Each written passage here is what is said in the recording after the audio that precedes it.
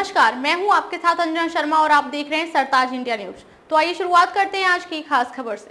भारत को जेनोफोबिक बताने पर जयशंकर ने दिया अमेरिकी राष्ट्रपति को करारा जवाब, सीएए की भी बताई अहमियत।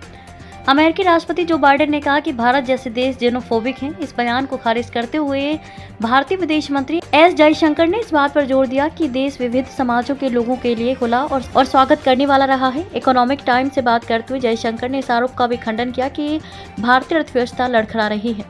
केंद्रीय मंत्री ने कहा कि प्रधानमंत्री नरेंद्र मोदी के नेतृत्व वाली सरकार द्वारा लाया गया नागरिकता संशोधन अधिनियम सीएए भारत के स्वागत योग्य दृष्टिकोण को दर्शाता है। बाइडेन द्वारा इस्तेमाल किए गए जेनोफोबिक शब्द का मतलब एक तरीके से डर को कहा जाता है जो बाहरी लोगों को आने से रोकता है। बाइडेन ने क्या दिया था बयान। दरअसल 2 अप्रैल को बाइडेन ने कहा था कि भारत, चीन, जापान और रूस की जेनोफोबिक प्रकृति उनकी आर्थिक समस्याओं के लिए जिम्मेदार है और तर्क दिया कि अमेरिका की अर्थव्यवस्था बढ़ रही है क्योंकि वे अपनी धरती पर अप्रवासियों का स्वागत करता है।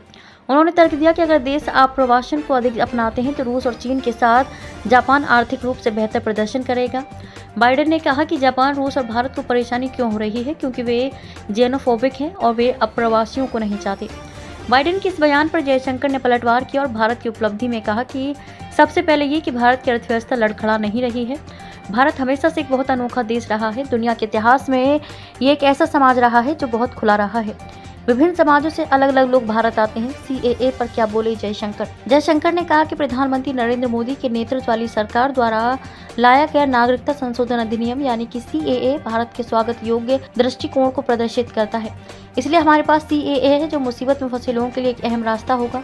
मुझे लगता है कि हमें उन लोगों का खुला स्वागत करना चाहिए जिन्हें भारत आने की जरूरत है, जिनके पास भारत आने का दावा है।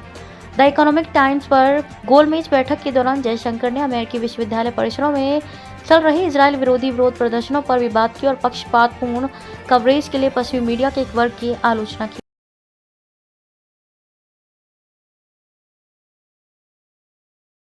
खबरों में अब तक ले बस इतना ही। फिर होगी आपसे मुलाकात कुछ ऐसी ही खास खबरों के साथ। तब तक ले नमस्कार और देखते रहिए सरताज इंडिया न्यूज।